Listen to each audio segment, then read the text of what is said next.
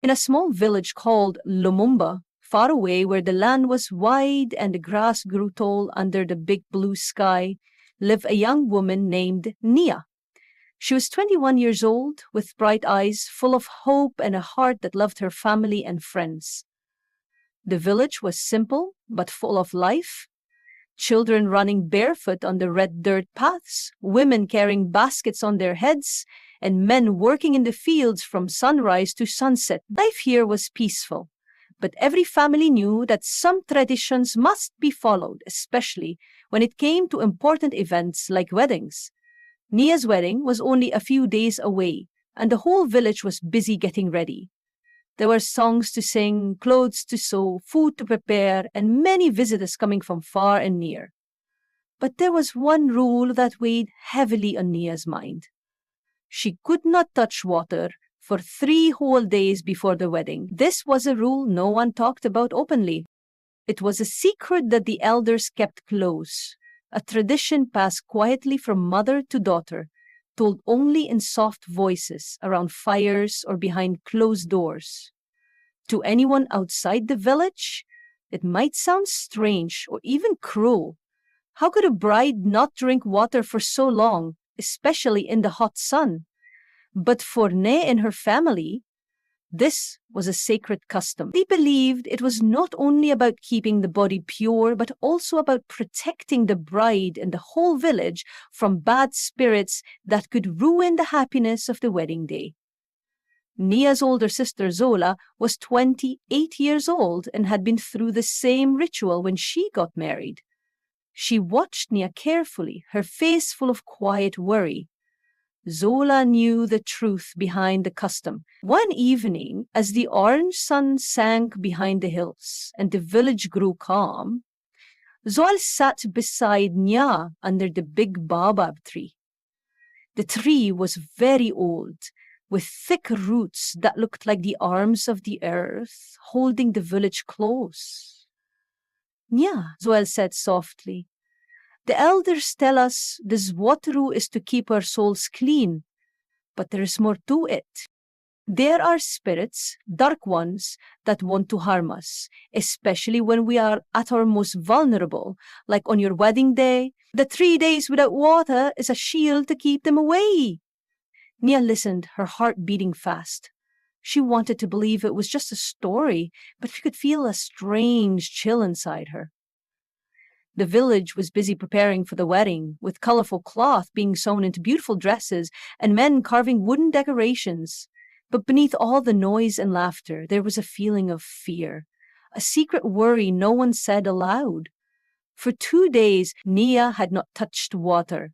She was thirsty all the time. Her lips were dry and cracked, and her skin felt tight and hot under the sun. She could drink only the juice from sweet wild fruits or small sips of dew collected from leaves in the early morning. Her mother, Mama Tandi, was 50 years old, strong and kind, watching her daughter with love, but also with a serious look. "Remember, Nia?"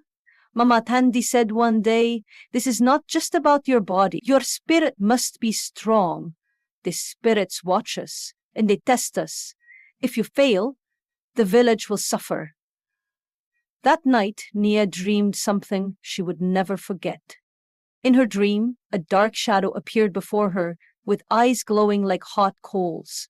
The shadow whispered terrible things, trying to scare her, telling her to break the rule and drink water. Nia was frozen, unable to move or speak. Just as the shadow reached for her, a bright light shone, and her sister Zola stood between them, holding a small wooden charm carved by the village elders. The shadow hissed and disappeared into the night. Nia woke up with her heart pounding. She knew the dream was not just a dream, it was a warning. The water rule was a real protection against dark forces that no one else could see. On the 3rd day, news came from a nearby village. The crops were failing, and many people were sick. The elder said it was because the bride there had broken the water rule before her wedding, and the spirits were angry. Nia felt a deep fear. She was holding the safety of her village in her hands. Even though her body ached with thirst, she was determined to keep the tradition. As the sun set on the last day before her wedding, Nia sat quietly by the fire with her family. The stars shone bright overhead, and the night was filled with the songs of crickets and the distant calls of animals. She felt tired but strong. She understood now that this ritual was more than just a rule. It was a connection between her family, the spirits, and the land. It was a promise to protect those she loved. Nia closed her eyes and breathed deeply. The cool night air touched her face, and she felt like she was part of something much bigger than herself. The village slept peacefully, trusting in the strength of their traditions and the courage of a young bride who would not give up. And so, Nia waited, ready to face whatever the spirits would bring, knowing that her sacrifice was the shield that would keep her family and village safe for many years to come. The morning after the third day without water, Nia woke up feeling both exhausted and strangely calm. Her body ached from thirst, but her spirit felt stronger than ever. The village was stirring slowly as the sun began to rise, painting the sky with soft pink and orange hues. Birds chirped from the tall trees surrounding their small homes, and the gentle breeze carried the scent of fresh earth and blooming flowers. Despite the beauty of the new day, Nia's mind was heavy with thoughts. She knew that the trial was not over. The real challenge lay ahead. The wedding ceremony would bring joy and celebration, but it would also bring the unseen dangers that her sister and mother had warned her about. These dangers were not just stories or old superstitions. They were real, living forces that could reach out from the shadows to harm her or her family if she was not careful. As Nia rose from her mat, her younger sister, Malaika, came rushing to her side. Malaika was only 12 years old, full of energy and curiosity, and she looked up at Nia with wide eyes. "Big sister," she said softly, "I heard the elders talking last night. They said the spirits are restless tonight, and we must be careful." Nia smiled gently, touching Malaika's hand. "Yes, little one, that is why I must stay strong. The spirits watch over us, but they also test us. My strength is your protection." The two sisters shared a quiet moment, the bond between them unspoken but deeply felt. Nia knew that her family depended on her courage, and she would not let them down. After a light breakfast of dry millet and fruit, Nia prepared for the day's events. The wedding was to take place at sunset, but the preparations would begin early. Women from the village gathered around her hut, their voices soft with prayers and blessings as they helped her dress in the traditional cloth woven from bright threads of red and gold. The colors symbolized love, strength, and the blood of ancestors who had kept the village safe through countless generations. As the women worked, Nia's mother, Mama Tande, shared stories of the past, reminding her daughter of the power and importance of their customs. "Our tribe has survived because we honor the balance between this world and the next," she said. "The spirits are always near. Some are kind, some are jealous, and some are dangerous. Your 3 days without water is the time when the veil between worlds is thinnest, and the spirits watch closely. You must not let them see fear." Nia nodded, feeling the weight of her mother's words settle in her heart like a stone. The hours passed slowly, and as the sun began to dip low, casting long shadows across the village, the excitement and nervousness grew. The village square was decorated with garlands of fresh flowers and strings of beads that caught the fading light. A fire was built in the center, ready to be lit when the ceremony began. Men gathered to play drums, their hands moving skillfully across the skins to create a rhythm that would guide the evening celebrations and rituals. As the sun finally set, the fire was lit and the dancing began. Niesh stood at the edge of the circle, watching the flames flicker and listening to the steady beat of the drums. Her heart pounded in time with the music. But as the night deepened, Niesh sensed something was wrong. The air grew colder, and a heavy silence fell over the crowd. The drums slowed and then stopped altogether. The village elder, Baba Kafi, stepped forward, his face grave and eyes sharp. He raised his hand for silence. "Tonight," he said, "we face a test. The spirits are near, watching. They seek to break the bond of this union and bring misfortune." A hush fell over the people. Nia felt her throat tighten. Baba Kofi continued, "The ritual of no water is more than a test of the bride. It is a shield for us all. But tonight that shield is weak. We must stand together." Suddenly, from the edge of the forest, a cold wind blew, carrying a low, haunting howl. Shadows moved among the trees, dark shapes with glowing eyes that seemed to pierce the night. The villagers gasped, and some whispered prayers. Nia felt a chill run down her spine. The spirits were not only watching, they were coming closer. Baba Khwafi raised his staff and began to chant ancient words. The villagers joined him, their voices rising like a wave of power. Nia closed her eyes, feeling the warmth of the fire and the strength of her people around her. She remembered the days without water, the thirst, the dreams, the warning shadows. She understood now that the real danger was not just in the spirits outside, but in the balance they all must keep between tradition and fear. For a moment, the dark shapes seemed to hesitate, held back by the power of the chant and the fire.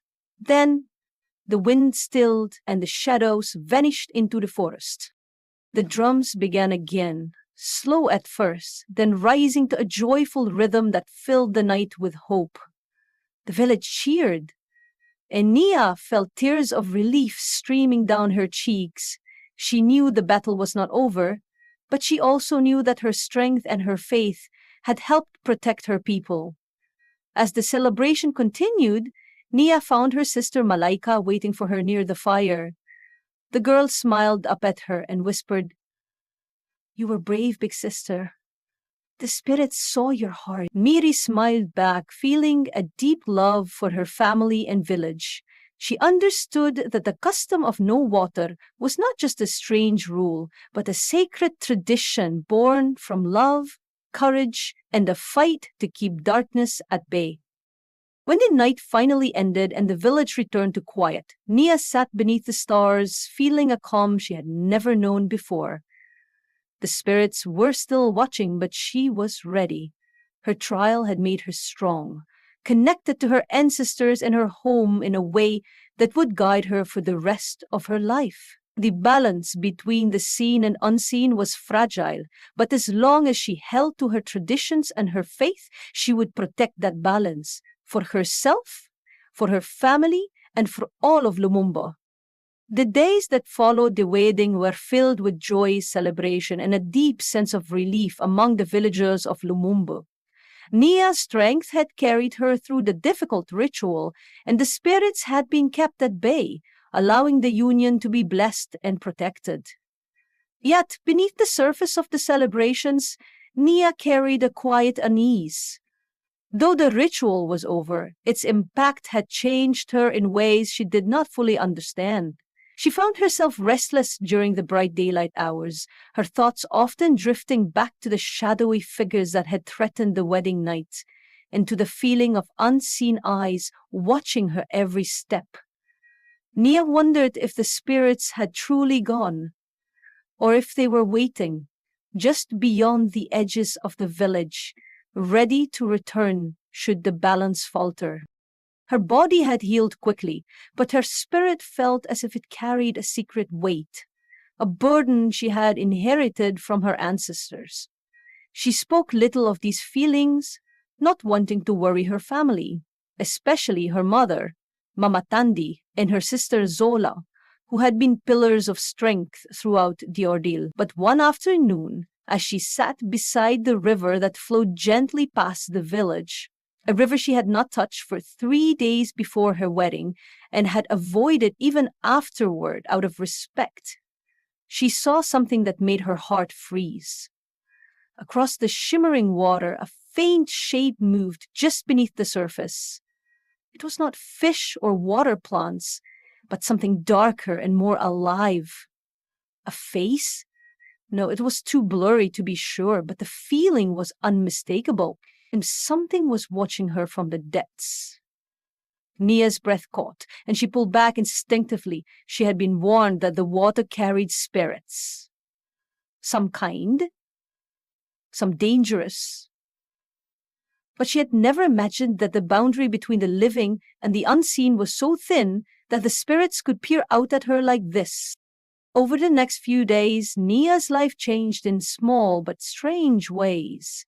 She dreamed of the river goddess her grandmother had spoken of, a powerful spirit said to guard the water and protect the village from harm.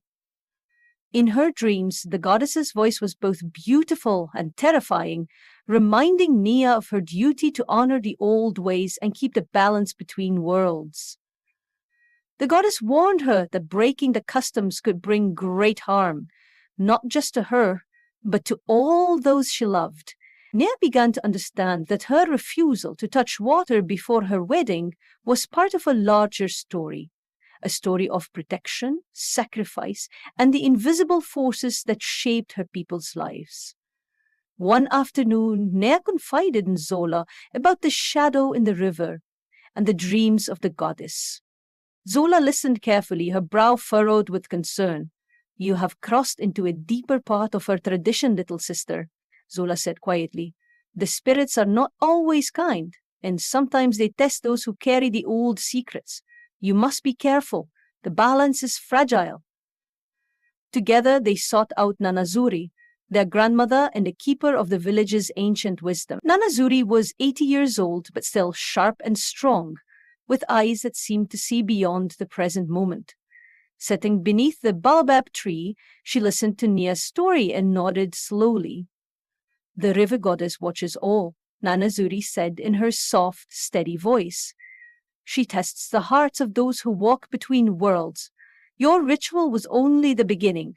Now you must learn to live with the spirits, to respect them, and to protect our people from their anger." Nanazuri gave Nia a small wooden talisman carved with symbols of water and protection. "Carry this with you," she said. "It will help you walk safely between the seen and unseen." Nia accepted the talisman, feeling its weight like a promise in her palm. Days turned into weeks, and Nia began to see the world differently. And she noticed the gentle rustling of leaves as whispers from the spirits, the way the river glimmered with a light that seemed almost magical, and the soft footsteps that came when no one else was near.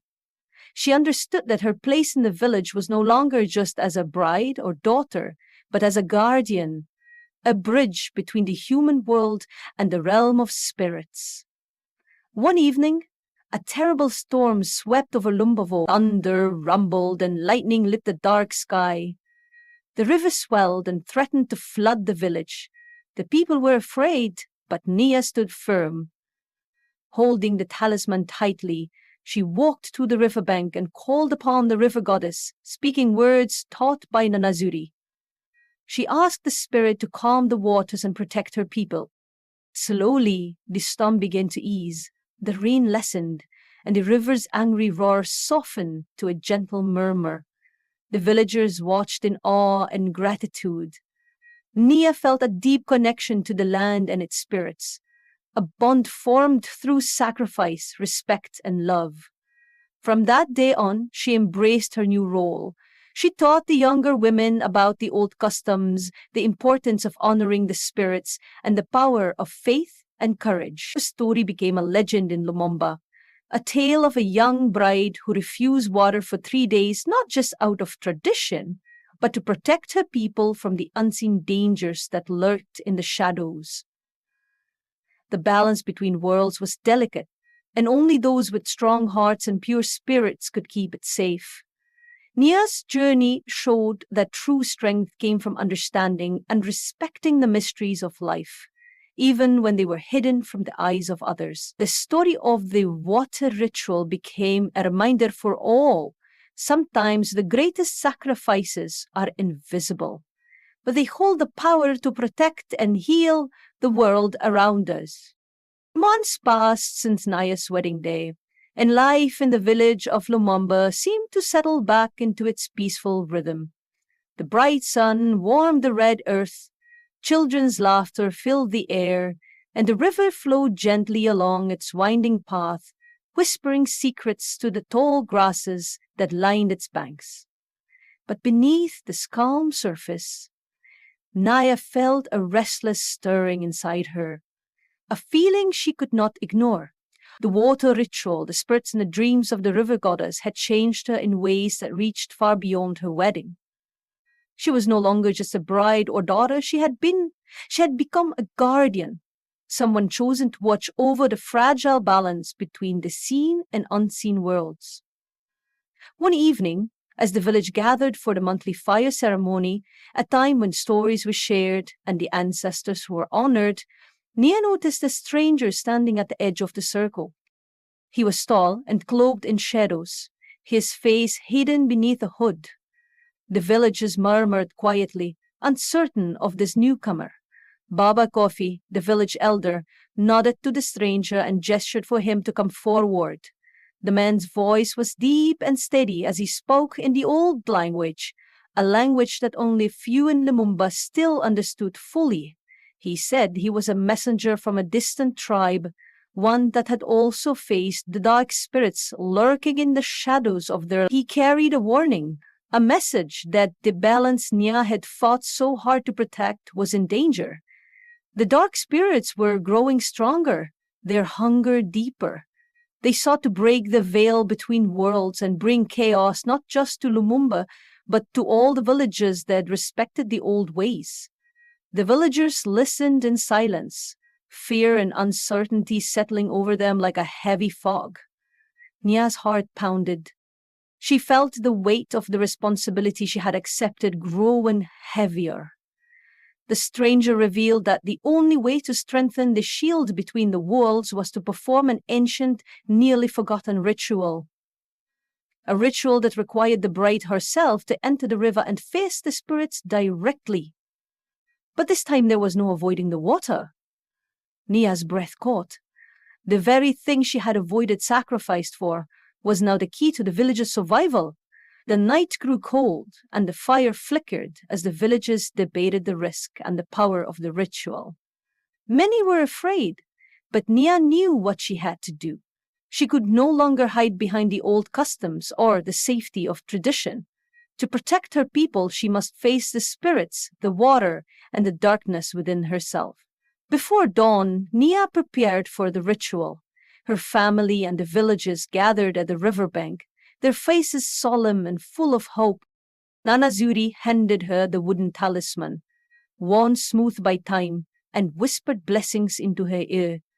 The air was thick with silence as Nia stepped into the cool, flowing water. The river seemed alive, its currents wrapping around her like the arms of an old friend and the grip of an unknown foe all at once. As she moved deeper, the water closed over her head and darkness enveloped her. In that deep silence, Nia found herself standing in a world that was both familiar and strange. Shadows flickered at the edges and voices echoed softly, some kind and welcoming, others sharp and threatening. She saw visions of ancestors dancing under the stars, of rivers running wild and free, and of the dark spirits looming like storm clouds ready to break. She felt their hunger, their rage, but also their sorrow and longing. Nia understood then that the spirits were not simply enemies, but forces of nature, wild, untamed, and needing balance. She called to them with words taught by Nana Ziri, words of peace, respect, and protection. Slowly, the darkness began to fade, replaced by soft light and warmth. When Naya emerged from the river, the villagers gasped, not just because she was safe, but because she glowed with a new kind of strength, a light that seemed to come from deep within her soul. The spirits had accepted her courage, her sacrifice, and her respect. The veil between worlds was restored, stronger than ever, and the balance was saved. But as Nia looked toward the village, she saw a figure standing just beyond the trees, a dark shape watching silently, waiting. The battle was won, but the war between light and shadow was far from over. Nia knew that her journey had only just begun. She was no longer just a bride or a daughter. She was a guardian of worlds, a bridge between the seen and unseen, carrying the legacy of her people and the hopes of generations to come.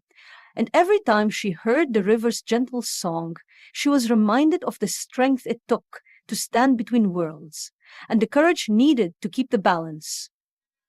Because in the dance of life and spirits, nothing is ever truly certain, and the shadows are always watching.